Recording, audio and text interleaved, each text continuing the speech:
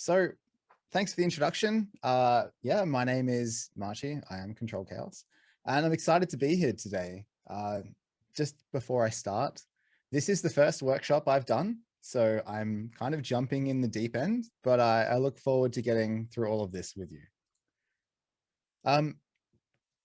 So who am I? Oh, one sec. I think I might have shared the wrong screen. Let's try this again.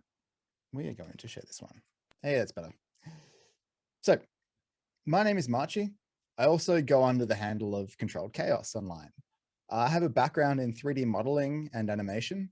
I spent 8 years in Australia working as a resident VJ at the largest nightclub in the country, where I produced visual content every week and performed it live on the club screens for local and touring artists. I also did this for a number of music festivals around Australia, and have most recently been working as a content creator and LED and video technician at a large Canadian AV company after moving here. On the side, I've been pushing pixels a monthly stream out of the Red Room, a base nightclub here in Vancouver, Canada, for the Digital Motion crew.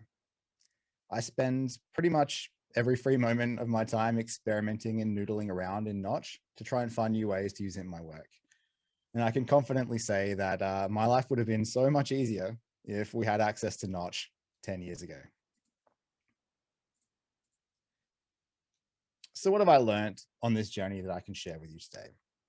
I've been using Notch for over 2 years now.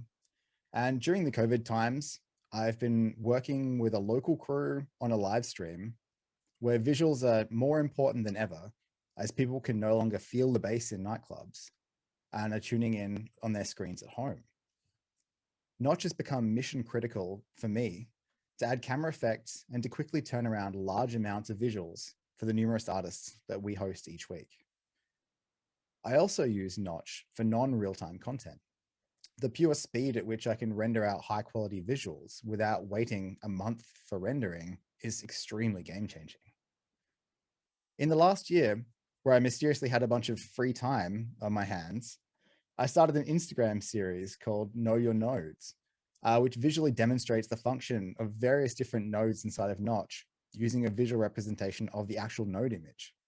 It was also an effort to try and share breakdowns and node graphs to help people learn through Instagram projects.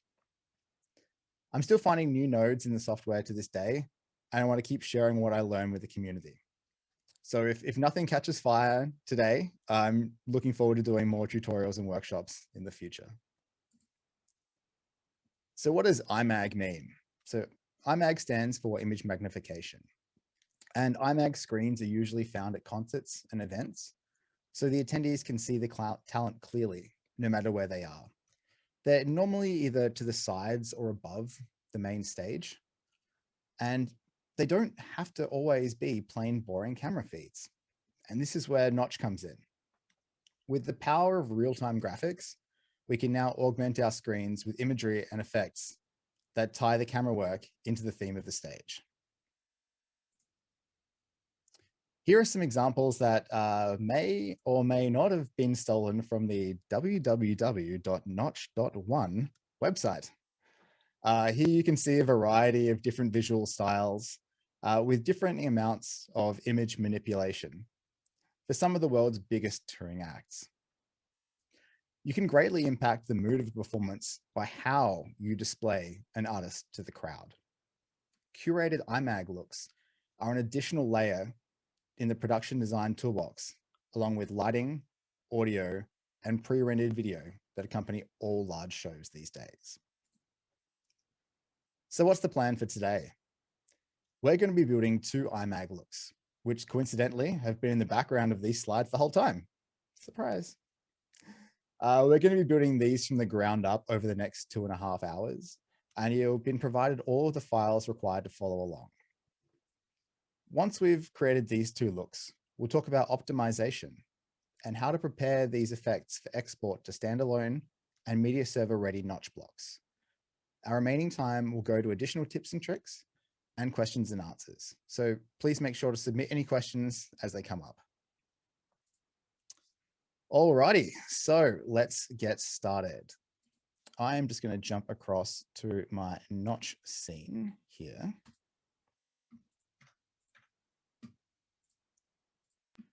All right. Now, I'm going to assume that everyone has installed Notch and the Notch Builder before we go live here. If anyone hasn't, please feel free to jump into chat and just leave a message, say that you need a bit more time. But before we get in, I just want to describe how we navigate the layers in Notch. Layers here can be found in the timeline. So if you come next to where we are at the bottom, across to the side, there is a timeline. What we'll have here is all of the different breakdowns we're going to be working through and how to switch between these. So the F1 key will take you into the node graph view, and the F2 key will bring you back out to timeline. If you wish to switch between layers, click on the little S next to here. When it goes red, that layer is active. So coming back in, all of these are now going to be active. Jumping into the second layer here, getting started. Now, what you might find is if you don't see in Notch right now, if you're working along with us, the two videos side by side here, you might need to relink the files. This happens occasionally when you're downloading a project from somewhere else and Notch tells you that it says, oh, someone's saying it's a bit blurry. I'm going to reshare with video on. 1 second.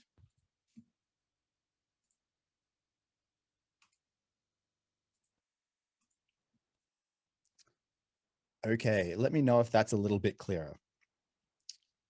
So what's happening here is we do have the two video files playing for me, but if they don't play for you, and if these two words up here, the video links, are shown as red, we actually need to come down and click on the finding missing resources. So for me, I'm just going to click on here and just click reload resource just to see if they will load properly, and mine are working. But if you can't find those, click find missing resources. That will pop up a window here, and you just need to go to the folder in which you downloaded the videos. Once you've done that, selected that folder and clicked OK, the two videos will start appearing here. To play the videos, press your space bar, and that will advance the timeline. The next step in our course is going to be learning how to set up live video inputs. So the live video is going to pop up here and say, look, we are going to be ready to go. So to do so, we want to come to the devices up the top, in the video in camera settings, make sure that video in is enabled. And we also want to come down here and select our source. For me, mine is an SDI capture card. We want to then come across and do our resolution. So mine is 1920 by 1080. And my target frame rate is 60 frames per second. So I press OK. My webcam is now coming to this image across here. In Notch, I'm going to full screen this. There are three main ways of displaying video. One of them is called the Image 2D node. Now, the Image 2D node will take a video feed and spread it out across the entire video screen. So you can see this in the background right now.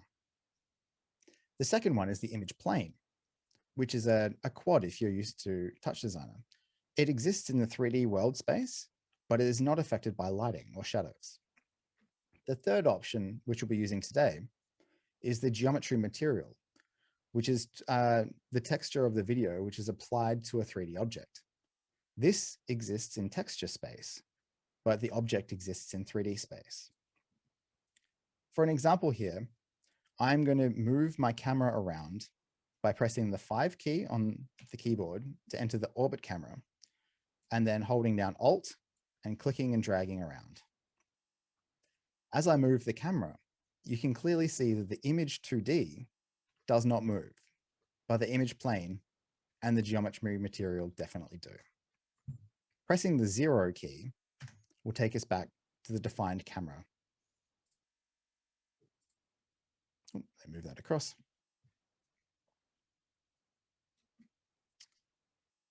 Okay, jumping in. The first of the looks that we're going to be creating today is this holographic look. This is going to allow us to see the image represented by spheres.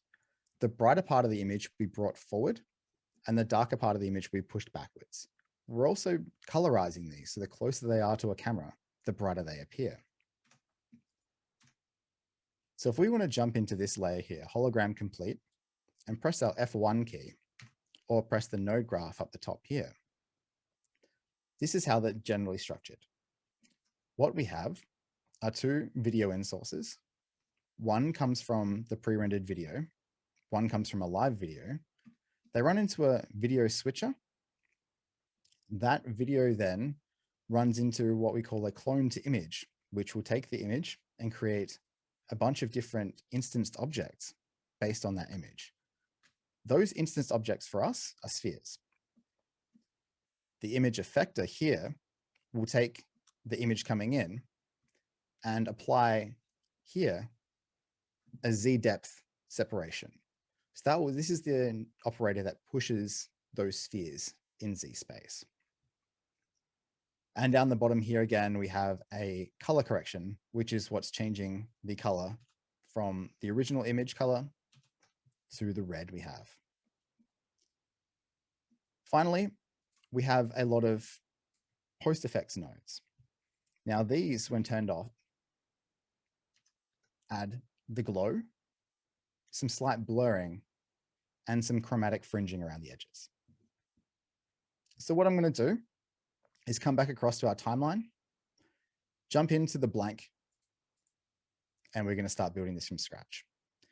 If you do fall behind in any of this time, or if I am going too fast, I've got stepped versions of all of these effects, so you can click along and catch up.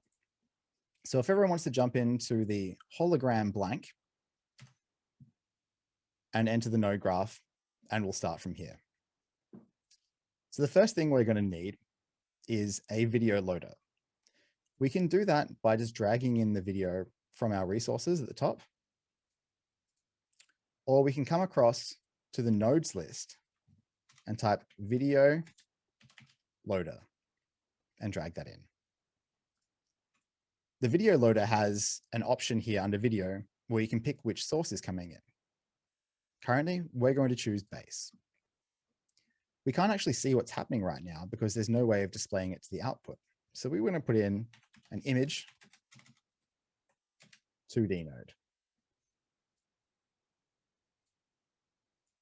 Once we hook this up to the video node, which is the first input at the bottom, and we connect the root node to the top of the image 2D, we can see our image is full screen.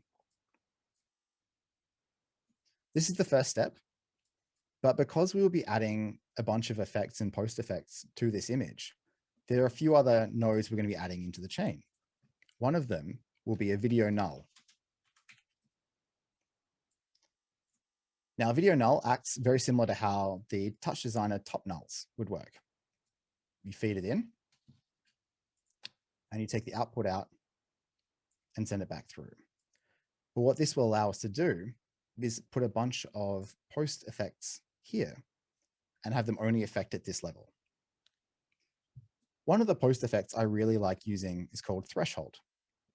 So if we come across to the nodes list and type THRES, we'll find the threshold.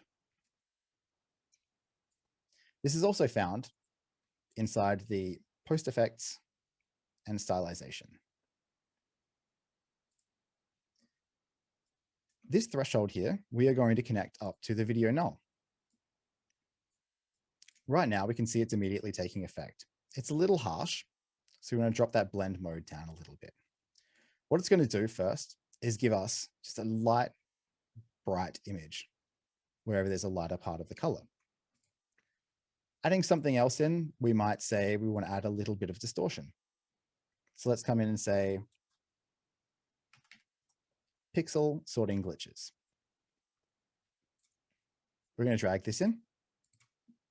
And now we can adjust up in our properties menu, the brightness threshold, at which point these pixels will start blurring out. Around about 0.2 is fine, but this is a little overbearing. So let's drop the blending mode down to about 0.5. Okay, so we've taken the image. If we turn these two off, if you want to disable any of the nodes, a shortcut to doing so is selecting the node and pressing Control and 1. That will enable and disable any of the nodes. Okay, so what we have now is our video loader playing the band through the video null, which is being affected by two post processors and running out to the image 2D.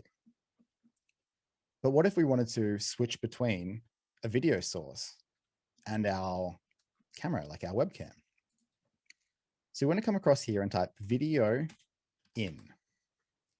This is going to be the video in source we've designated earlier when we went up to devices. So if we unlink this here, if you press Control and Shift and click on a line, it'll disappear and that connection will go away. If we now drag in the video in source, now I'm here. Now I'm being affected by these two effects down the chain. But what if we want to be able to switch between these? It's not very efficient to have to remove a line and bring it back in every single time. There is a node called multiplex video. So multiplex sources acts as a switch. So if we put our two inputs into the first one here where it says sources down the bottom, and then feed our output to the video null, we can come into our video sources and change which source index is playing, 0 being the first source and 1 being the second. So right now, we've built a video switcher, and we can continue adding sources in here and switch between them in Notch. So now we've got this set up, I'm going to go back to the video. Let's start talking about the cloners. So there is an entire part of Notch dedicated to cloning. There's all different types. The clone to image is what we're going to be using today, but we'll also later on today be touching on the straight cloner and making some grids. So if we look at the clone to image node, we notice one of them is yellow. That means this is a required node and it is looking for an image input. What we're going to take here is we're going to get another video null,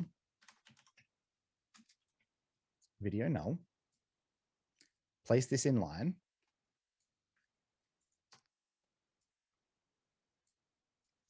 and we're going to take this video null output and plug it to the clone to image. Still, we don't see anything happening. So we need to make the clone to null link to the root node. We can drag in from the root node to clone here, or we can press Control and R, which will link anything to the root node. Again, we still don't see anything. We need an object for the cloner to clone. So if we type in shape 3D, also found under the geometry nodes, bring this in, and we'll now need to turn off the image 2D. I believe I have left some settings on.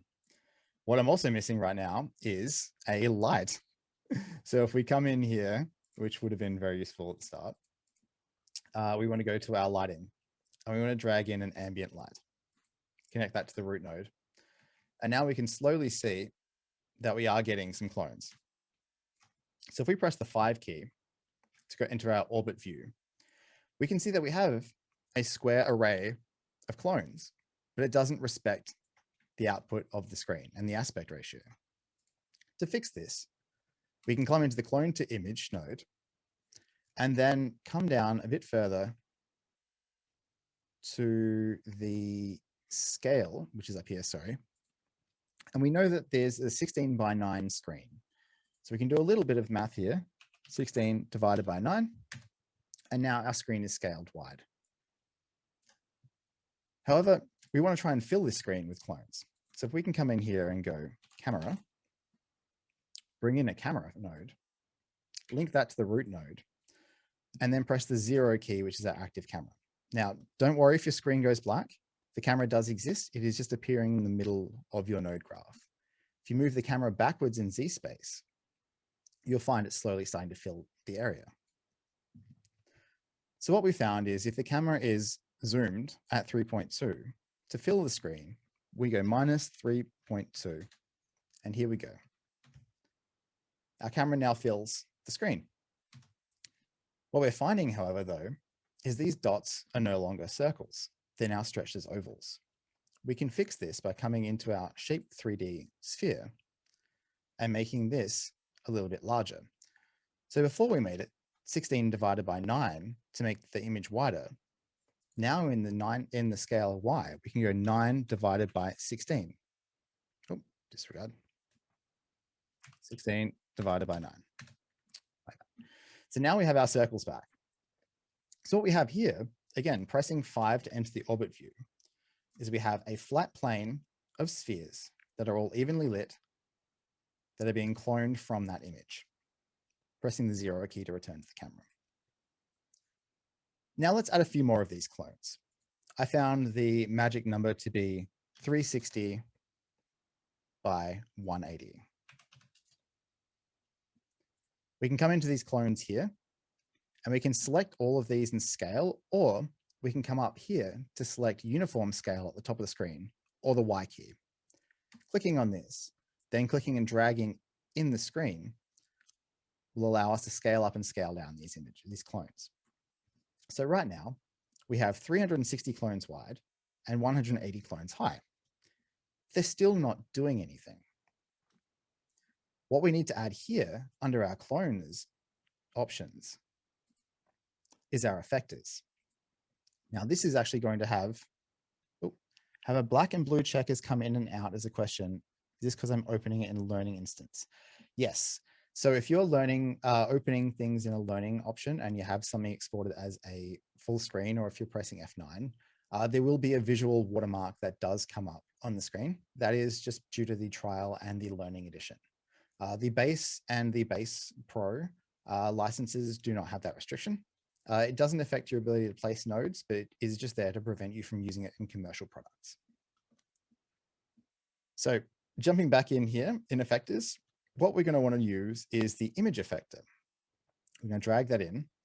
And in our clone to image node here, the second input is for effectors. So if we link this in, currently it's not going to do anything because we need to feed this an image. And we can feed it the same image here.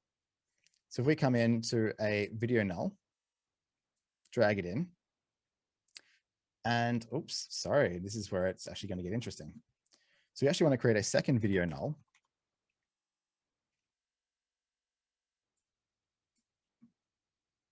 Link from the source before it. Drag it into image effector. And what we're finding now is the image null doesn't line up with what's cloned behind it. The way we can fix this is with a transform image effect. We can drag this in via the video null. In here, we can change our scale to -1, and we can change our X scale to 16 divided by 9. Oops, sorry. Is it 9 divided by 16? I keep forgetting how to actually scale this up.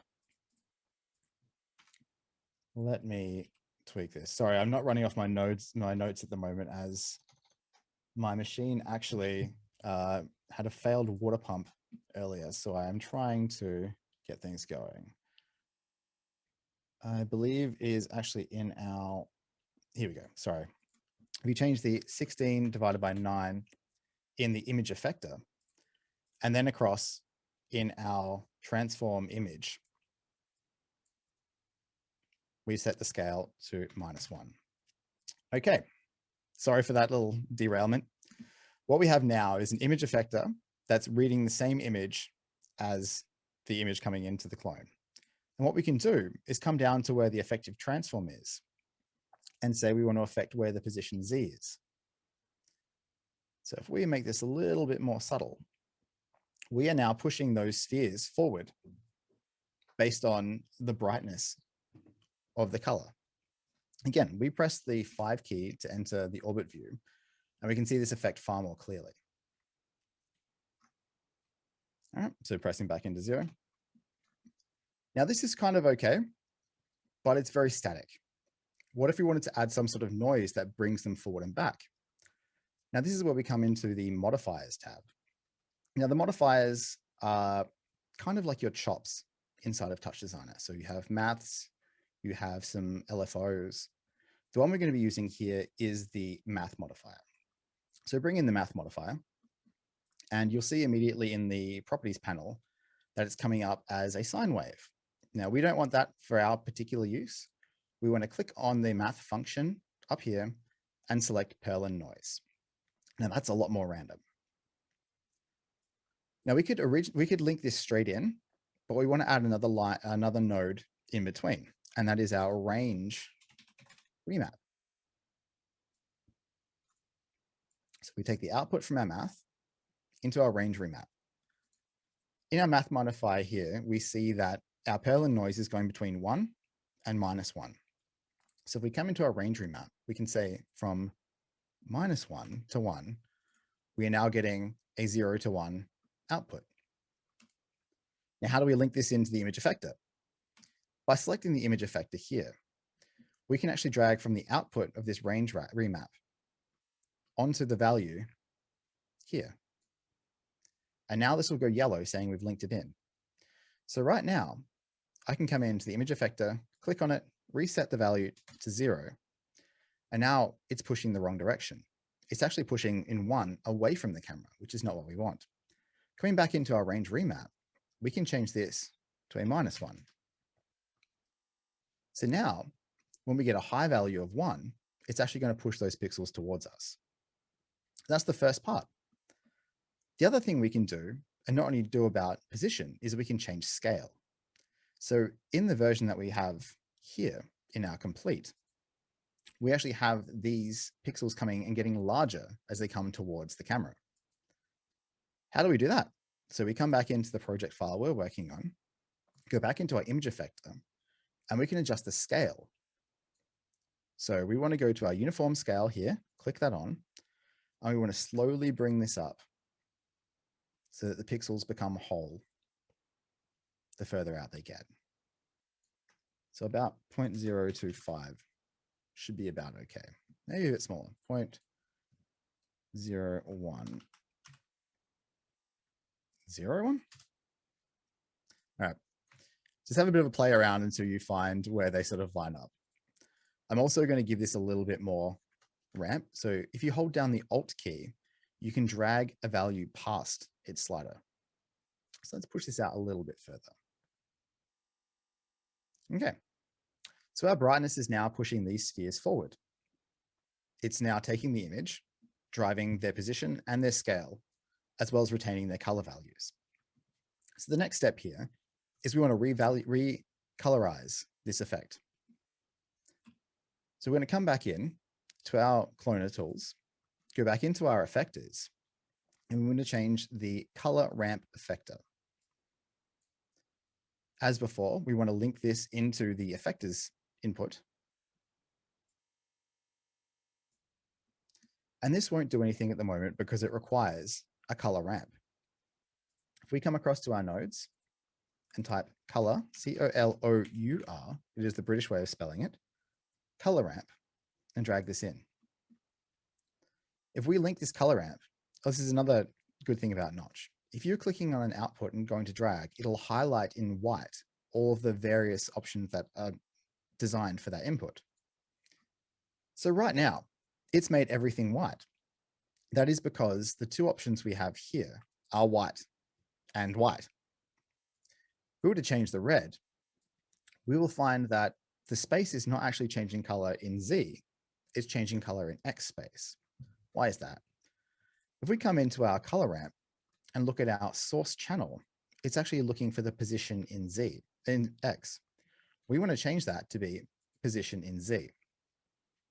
Again, this appears to be all white. What's happened? Our offset is slightly different. We can play with the offset here to make the furthest one away be red and the closest one be white. But what if we wanted to add some extra color grading to this? Well, that's fairly simple too. What we do is we can make it 4 colors. The bottom color will be the furthest away and the top one will be the closest. So we can say we want this to be a dark red. We want the second one to be more of a bright red. We want the third one to be an orange. And we want our top layer to be slightly off white. So again, just covering that, we've taken our color ramp effector. We've changed it from X position to Z position. We've changed the source offset to be larger so that that envelope moves forward. And we've added a color ramp with this color effect. And now what's happening here is the furthest pixels in the back are dark and the brighter ones are brighter. Now, what if we wanted to add a bit of a baseline into this? Because what you're finding is the picture is disappearing every so often. We can use something called an envelope mod. This, I believe, will translate to something like a constant or a vector 1. If we take this envelope and feed it into the same value we have here, position Z, we can add or multiply, subtract a distance. So what I would say is, let's come into our range remap. We currently have it set to -2. Let's change this to -1.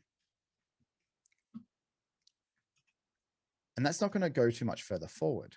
But if we add our envelope back in, and we also make this -1, it means that it's never going to dip below that 1 position. The lowest it'll ever go is back down to 0, whereas before it was going back all the way down to -1. So here is the predominantly basic level of that IMAG look. We have, going back into the complete, we have the pixels coming forward, we have the darker areas pushed backwards, and we have them scaling up large. Now, it doesn't look the same yet. That is primarily because we haven't added any of our post effects to the overall image. Now, as we added here, we can add post effects to individual video nulls, so they only affect there, but we can also add them globally directly to the root node. By doing this, we can add something like a glow. So if we type GLOW and bring in a glow node, press Control R to link that to the root. And now we can see we're getting a glow. It's a bit overbearing, so I'm going to adjust some settings. Let me just make this a little smaller. So what we want to adjust here is the threshold, and this is going to affect at what brightness does the glow get affected. So I'd say about here. So it's starting to glow only on those bright yellows and some of the oranges. Okay, that's starting to look okay, but what if we want a bit more of a bloom, like a wider glow? There was a glow 2 for that. If we drag this in and connect it with Control R, we're going to see much more of that bloom glow look. Again, this is taking in every value from 0. So we want to, again, crush that all the way up and then bring our intensity down quite a lot. And now we're getting a bit of that soft glow coming through, starting to fill the scene. What we can add now is something called our film grading, FILM. Now the film grading had something called chromatic aberration. So we're breaking up the green, the blue, and the red around the edges of our pixels. I'm going to exaggerate this by taking the chromatic amount, dragging it all the way up. Here you can see that blue and green really starting to fringe out. That's a bit excessive, and I'm sure Bent from Notch will get quite angry if I leave it that high. So I'm going to bring it down to something closer to 1.5. Okay. It's not super noticeable yet, but around the edges, it's definitely there. So we're getting there.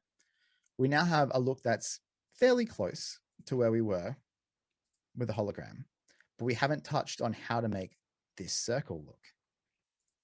Now, the circle actually is affected because all of these video nulls have an alpha image. And this video chain is driving not only what the image effector is doing, pushing it forward, but where these clones are actually generated.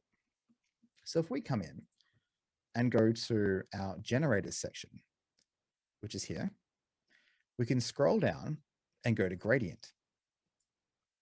If we drag this in, it doesn't appear like much is happening. If you hold down Shift and double click on a generator node, you can bring up a preview of what's inside it. This also works for video nodes. So we can come in here and see what is our preview for this window. We can double click and see the preview for my webcam. Now these are a bit expensive to run at real time, so I like to close them off. And definitely close them off if you're going to export this for a block. But while you're working on them, it's really useful to be able to see a representation of what's happening inside. Now, if I was to take this gradient node here and apply it straight away to, say, the alpha image of this first video null, you'll see it darkens the top and the bottom because this is a linear gradient. If we come across into our gradient, we can actually come into linear and change it to radial. And here we've got this really soft color here. So it's still appealing very bright in the middle, but it's really, really falling off before it gets to the outside. Not ideal for what we want.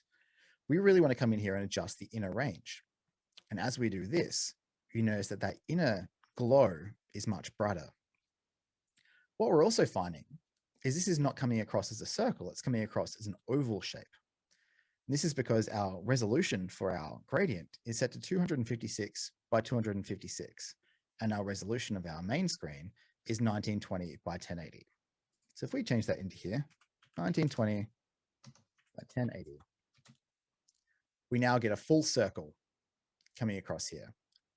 And this is where the edges actually start to really show that distortion look. Everything's sort of pushing past the edge. Now, one way of making this a little bit brighter and a little bit easier to read is changing the background. Currently, the color is plain black. If we come into here on our root node and click on background color, we can actually change the color to be any color we want.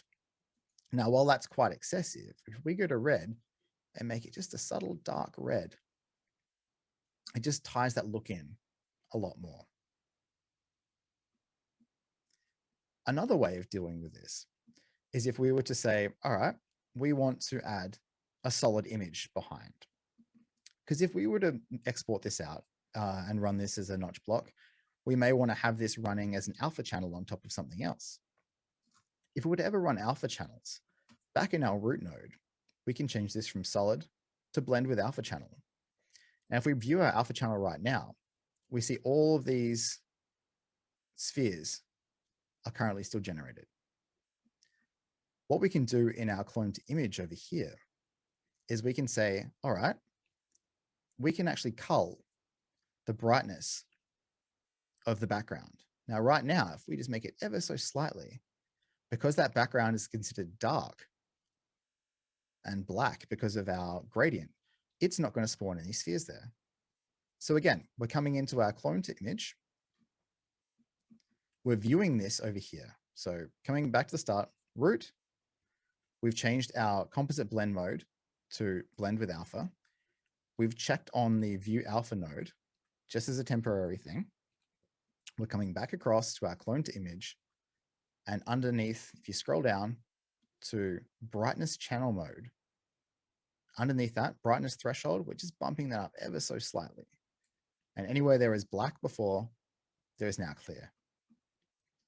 What we want to do is return to our root node and remove our view layer alpha. So now we have this look pretty much built out. It's got the background carved out of it. It's got the edges flowing over the outside. We've got the band happening here, and we can come back into our multiplex sources. I'm not sure how this will look. And if I come across to me, now here I am. And when I move my hands, the brighter they are, the more intense it gets. And anything that fringes around the outside does that nice little overshoot.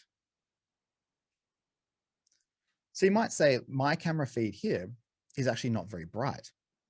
So what we can come into again, in our post effects, there is something called color correction. So if you look for the color correction node, drag that in. And we only want this to apply to our webcam, not to the entire source. So if we apply this color correction node, we drag out from our video in source into color correction. And now we have the option of changing brightness, changing gamma. And we can just make my contrast. There we go. I'm not sure if that's made it better or not, but that's added that effect back in. Now, what we're still seeing is there's that effect we've got here, where this threshold and the pixel sorting are playing in. So we can, again, isolate those so it's a cleaner image. So there's no post effects happening, and I am now pushing forward. Or we can bring these back in. So you've got just a little bit of glitchiness coming back in. Now this may look, again, not like too much from this camera angle. If we press the 5 key and look at back in our orbit camera, we can see that we're actually pushing this out into Z space. 0 again to return. So that's that first look. But how else can we modify this? Well, at the moment, we're running this math modifier, which is the Perlin noise. We can jump into our other modifiers and have a look what's around. One of the more common ones I use on shows is the sound modifier. Now, I can't hook this up at the moment because my microphone is being used for Zoom. But if you run a devices, audio, and then come in here and set up your audio input, you can actually use something called a capture sound. When you connect this to your root node, your sound modifier will then, ooh, I might actually be able to make this work. Okay, this is exciting. Okay, so I'm going to take off the Perlin noise, remove that. I'm going to take the sound modifier and plug it straight into here. So now when you see it, it's actually going in the wrong direction again, which is not what we want. So we want to, I'm conscious of the time, we have 4 minutes left, so I'm going to make this really quick. With sound modifiers, we want to add a smoothing node. So a smooth envelope modifier. The output from the sound goes into the smooth. Make this a little bit out this side so it's easy to see. So the sound modifier goes into the smoothing envelope. The smoothing envelope we are now going to add into a range remap.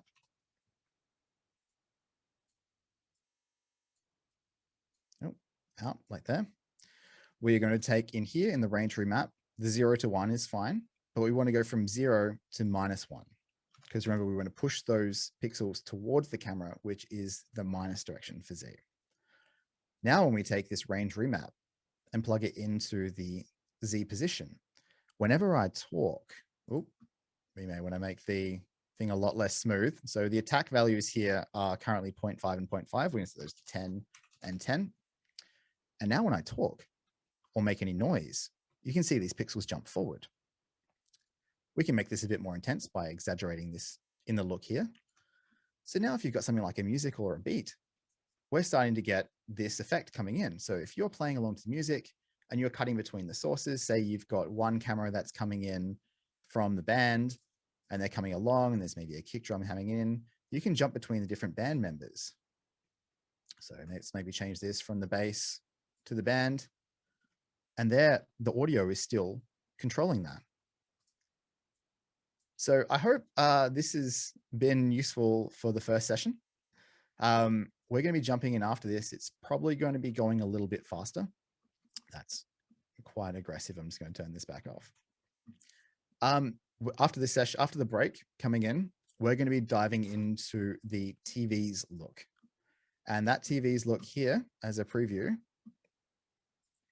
is going to be here. So there's a bit more going on. We're using some geometry and materials to move things around. We're using a few more generators to hide and to create the textures. And we're actually doing some camera movement as well. So that ends for me, session 1. Nariman, is there anything to add? Thank you, Marty. Well, so nice first session, and the next one is looks so great. Thank you. And I hear that you prepared the leg time video for us, right? Yeah, I've got a bit of a break video, so we're just going to count down. Let me just stop the sharing and I can show you it. I don't think I have it in my Notch block here, but this is also built in Notch. This does run in real time in Notch, but I'm going to just play it out anyway. So this video is just going to run through. It's going to count us down to the 10 minutes back. We will start when it starts at 0 sharp.